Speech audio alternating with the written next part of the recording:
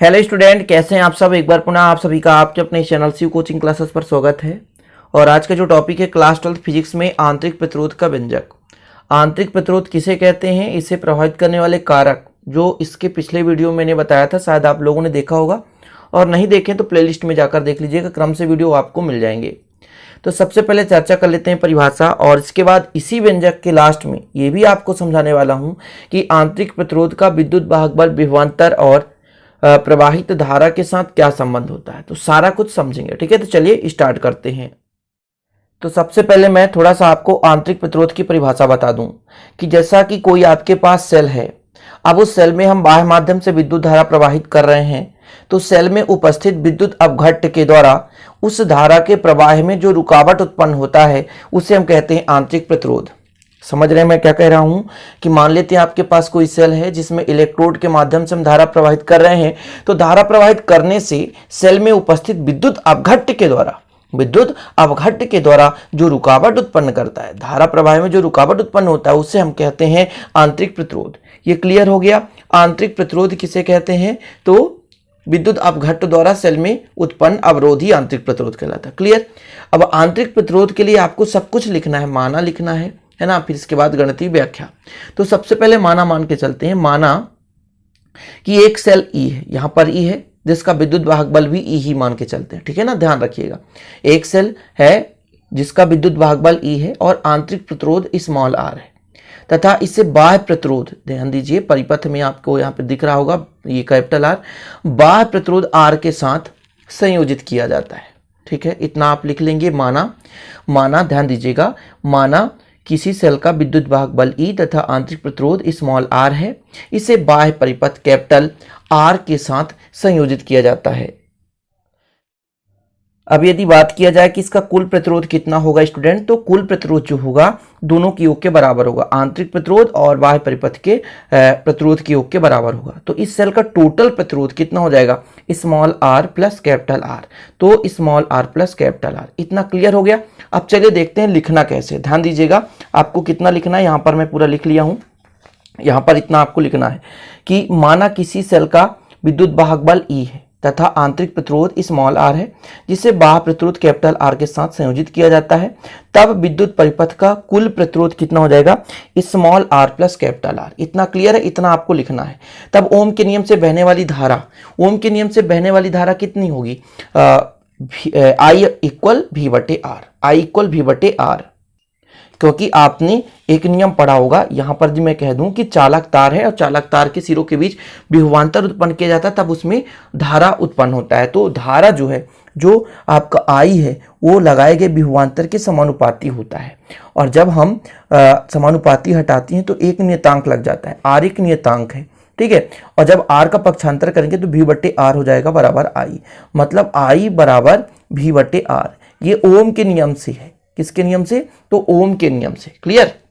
तो बहने वाली धारा I इक्वल V बटे आर है। तो कितना लिखना है, चलिए आगे बताते हैं। यहां पर ओम के नियम से आपको लिखना है, तो इसको यहां पर देखिए कि ओम के नियम से परिपथ में बहने वाली धारा, ओम के नियम से मैं कर रहा हूं, ठीक है ना। तो आगे आपको लिखना है ओम के नियम से कि I इक्वल V बटे आर, और इसको आप दे दें समीकरण 1। समीकरण 1 दे दें, कोई दिक्कत नहीं, इतना आपसे बन जाना चाहिए। अब हम आपसे कहेंगे कि ओम के नियम से परिपथ में बहने वाली कुल धारा, ओम के नियम से परिपथ, एक आपके पास परिपथ है और परिपथ में आंतरिक प्रतिरोध भी है और बाह्य प्रतिरोध भी है। तो अभी तक तो हमने यहां पर बहने वाली धारा, परिपथ में केवल बहने वाली धारा बात कर रहे हैं। अब पूरे परिपथ में हम बात करेंगे, पूरे परिपथ में बहने वाली धारा। तो लिख लीजिए, है ना। अतः ओम के नियम से बहने वाली परिपथ में संपूर्ण धारा, ये होगा कुल विद्युत वाहक बल, ठीक है, बटे स्टूडेंट हो जाएगा कुल प्रतिरोध, कुल विद्युत वाहक बल बटे कुल प्रतिरोध। क्लियर। अब कुल विद्युत वाहक बल कितना है E, और कुल प्रतिरोध कितना है small r plus capital R, और ये भी I के मान के बराबर। इसको दे दें समीकरण 2। ठीक है ना। समीकरण 1 और 2 से आप सीधे सॉल्यूशन करें। समीकरण 1 और 2 दिख रहा है आपको। समीकरण 1 और 2 से, समीकरण 1 व 2 से, ठीक है, I दोनों बराबर हैं। ये केवल ओम के नियम से था। ठीक है ना, चीजें समझे। तो कितना हो जाएगा E बटे कितना हो जाएगा small r plus capital R बराबर V बटे R। पक्षांतर कर दें स्टूडेंट, पक्षांतर कर दें तो ये इधर जाकर E इंटू आर हो जाएगा, इधर जाकर भी R plus V capital R। Capital R को एक साइड कर लेते हैं तो अच्छा रहेगा। कैपिटल R को एक साइड करें तो जब इसको इधर ले आए या कि इसको इधर ले जाएं तो करिए, इसको इधर ले आए E कैपिटल R, ये प्लस है, इधर आएगा तो माइनस हो जाएगा भी R, और यहाँ पर स्मॉल भी स्मॉल r। इन दोनों में से r कॉमन आ रहा है तो कितना बचेगा E माइनस भी बराबर भी r हो जाएगा। Clear student. अब यदि मैं कह दूं कि भी r इक्वल है r इंटू ई माइनस भी तो कोई दिक्कत नहीं, इतना आप समझ जाएंगे। अब इसके बाद r बराबर आंतरिक प्रतिरोध का व्यंजक निकाल रहे हैं तो ये जाकर के भाग में हो जाएगा E माइनस भी बटे भी। ठीक है, और इसको आप डिवाइड कर दें तो कितना हो जाएगा E बटे भी माइनस 1। जी हाँ, और ये समीकरण 3 आ चुका है। यही आंतरिक प्रतिरोध के लिए व्यंजक का फार्मूला है। ये केवल आपके लिए है कि आंतरिक प्रतिरोध का व्यंजक क्या हो गया। अभी मैंने आपको एक चीज कहा था कि इसके पहले जब प्रारंभ में कि आंतरिक प्रतिरोध, विद्युत वाहक बल और विभवांतर में क्या संबंध होगा। इसके लिए भी आपको व्यंजक निकालना है कि आंतरिक प्रतिरोध, विद्युत वाहक बल, विभवांतर में क्या संबंध होता था धारा में। तो यहां से आप विद्युत वाहक बल निकाल सकते हैं। यहां से कैसे निकाल सकते हैं, ध्यान दीजिएगा। कैसे इसको निकालेंगे विद्युत वाहक बल, तो यहां से ही निकाल सकते थे और कहीं से भी निकाल लीजिए, किसी भी समीकरण से, या तो आप इससे निकालें विद्युत वाहक बल, कोई दिक्कत नहीं, कहीं से भी आप निकाल सकते हैं। जैसे यदि मैं आपसे कहूं कि चूंकि V बटे आई आर होता है ना, सॉरी V बराबर आई आर होता है, ओम के नियम से V बराबर आई आर होता है, तो जहां भी आपका V है वहां पर मान रख देंगे आई आर। समझें थोड़ा सा, जैसे यहां पर आप देखें, यहां पे आप रख दें V बराबर आई आर, यहां पर रख दें, या कि आप यहां पर रख दें, जहां भी रखना हो रख दीजिए, आपके आंसर आ जाएगा। क्लियर। तो चूंकि यहां पर मैं कह देता हूं, चूंकि V बराबर कितना होता है, V बराबर आई आर होता है, V बराबर आई आर, इसको समीकरण 4 देता हूं।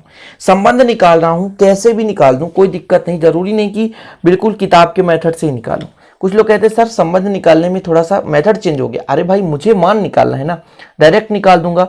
ठीक है, जैसे मुझे यहां से r का मान यहां पर रख सकता हूं समीकरण, देखिएगा बड़े आसानी से मैं निकाल दूंगा। समीकरण 3 से स्मॉल r कैपिटल R का मान कितना हो जाएगा V बटे आई, ठीक है ना, और E बटे भी माइनस 1। तो आई इधर पक्षांतर हो जाएगा तो कितना हो जाएगा स्मॉल r और I हो जाएगा। इसका इससे मल्टीप्लाई करोगे तो ये कटेगा तो यहाँ पर E बचेगा और माइनस भी बचेगा। ठीक है ना, और जब मैं V का मान निकाल, इसको इधर ले आओगे तो V हो जाएगा और E माइनस आई आर, ये हो गया। ये आपका विभवांतर हो गया, विद्युत वाहक बल हो गया, विद्युत धारा हो गया, और R क्या है आंतरिक प्रतिरोध हो गया। इसमें संबंध, यदि क्वेश्चन आ जाता है कि सेल के आंतरिक प्रतिरोध का विद्युत वाहक बल, विभवांतर तथा प्रवाहित धारा के साथ संबंध स्थापित कीजिए, तो आपको यहां तक लगाना है। या यदि पूछा गया आंतरिक प्रतिरोध का व्यंजक, तो आपको मात्र यहां तक लगाना है।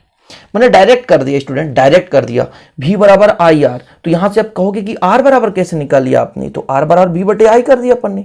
कुछ भी नहीं है, इस R का मान हमने यहां पर रख दिया, देख सकते हैं आप, R का मान हमने रखा यहां पर, देख लीजिए। तो ये V बटे आई को इधर ले आए तो भी आई हो गया, सॉरी R आई हो गया, और V का अंदर मल्टीप्लाई कर दिए। तो जब V का मल्टीप्लाई करेंगे तो V से V कैंसिल, और V का 1 से तो V हो गया। सिंपल है, वेरी इजी है। ठीक है, तो अब बन जाना चाहिए ना।